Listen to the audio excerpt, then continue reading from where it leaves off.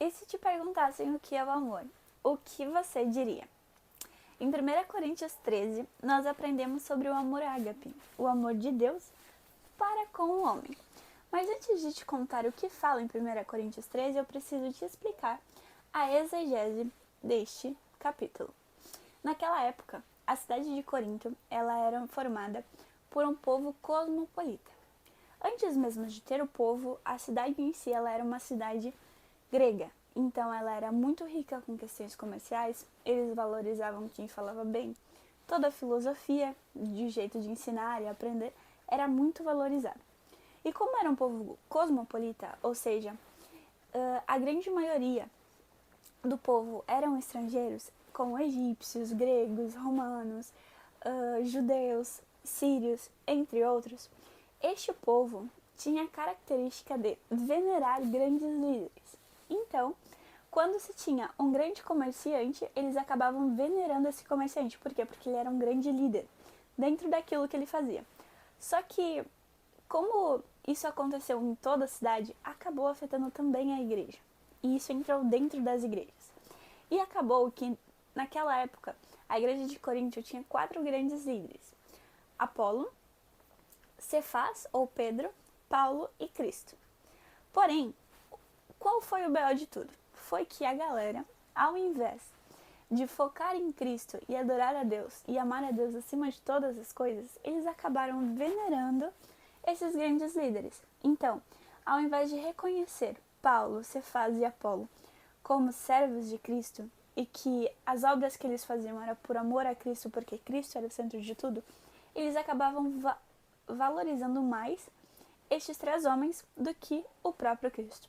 Então, quando a igreja de Corinto pede uma carta novamente a Paulo, ele escreve sobre o amor, contextualizando qual é a motivação daquele povo na época em falar sobre o amor de Jesus para as pessoas e também em seguir a cada um que eles escolhiam seguir. Porque ele fala também, se eu não me engano, em 1 Coríntios 1:12, fala: alguns são de Paulo, outros são de Apolo, outros são de Cristo, outros são de Cefás. Sabe? Então, as pessoas, elas seguiam essas pessoas que eram líderes e acabavam dentro da igreja fazendo como se cada líder tivesse um time espiritual. Isso estava totalmente errado com, de fato, o que é o evangelho. E nisso, Paulo, ele escreve, então, 1 Coríntios 13 e fala para as pessoas: ainda que eu falasse a língua dos homens e dos anjos e não tivesse o amor, seria como o metal que soa e o sino que tine. Ainda que eu tivesse o dom de profecia e conhecesse de todos os mistérios e toda a ciência, e ainda que eu tivesse tamanha fé, capaz de mover montanhas e não tivesse amor, de nada seria. Ainda que eu doasse toda a minha fortuna aos pobres e entregasse o meu corpo para ser queimado e não tivesse amor, isso de nada aproveitaria. O amor é sofredor, é benigno, não é invejoso, não trata com leviandade, não se ensoberbece. O amor, ele não se porta, ele não se porta com indecência. Não busca seus interesses, não irrita e não suspeita mal. Não folga com a injustiça, mas folga com a verdade. Tudo crê, tudo sofre, tudo espera e tudo suporta. O amor não falha, mas havendo profecias, se aniquilará. Havendo línguas, cessarão. Havendo ciência, desaparecerá. Porque em partes conhecemos, e em partes profetizamos. Mas então, quando vier o que é perfeito, o que é em parte se aniquilará. Quando eu era menino, falava como menino, pensava como menino, ou seja, sentia como menino e discorria como menino. Mas logo que cheguei a ser homem, acabei com as coisas de menino. Agora vemos por espelho em enigma, mas então veremos face a face. Agora conheço em parte, mas então o conhecerei, como também sou conhecido. Agora, pois, permanecem a fé, a esperança e o amor. Estes três, mas o maior é o amor. E quando ele fala sobre esse amor em 1 Coríntios 13, ele fala sobre o amor de Deus para com o homem. E ele traz um alerta para a igreja de que sim, vocês estão agindo pela motivação errada. Eu não estou aqui para falar que vocês não amam, mas que estão deixando de amar aquele que vos ama, que é o Senhor. E uma coisa que eu anotei aqui é até mesmo uma pergunta, né? O que é o amor? Eu respondo que o amor é verbo, porque em 1 João 4,8 diz: aquele que não ama não conhece a Deus, porque Deus é amor. E se a gente for pegar João 1,1, a gente vai entender que antes de falar sobre aquele que não ama não conhece Deus, quando é escrito o livro de João, o primeiro versículo diz: no princípio era o verbo, e o verbo estava com Deus, e o verbo era Deus. Ou seja, o verbo era Deus e estava com Deus. E aquele que não conhece a Deus não é capaz de amar, porque Deus é o próprio amor. Então, quando a gente associa o verbo com Deus, nós entendemos que o verbo é amar, mas também é Deus. Porque quando nós cuidamos das pessoas que estão ao nosso redor, quando nós falamos palavras legais, quando nós somos pacientes, tudo isso se refere a um verbo, que é agir.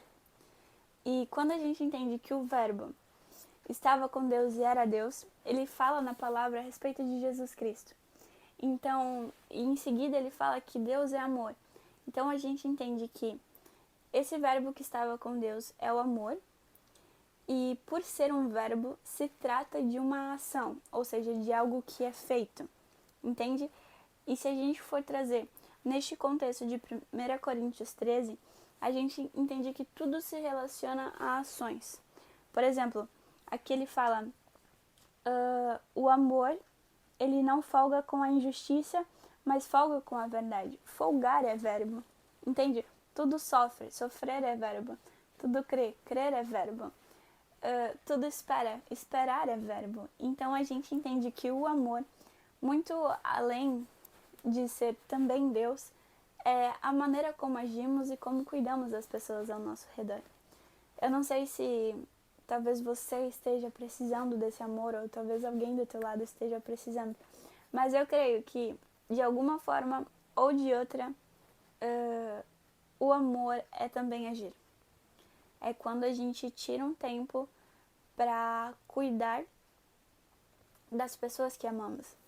Cuidar do nosso corpo, do nosso trabalho, da nossa mente, descansar, enfim.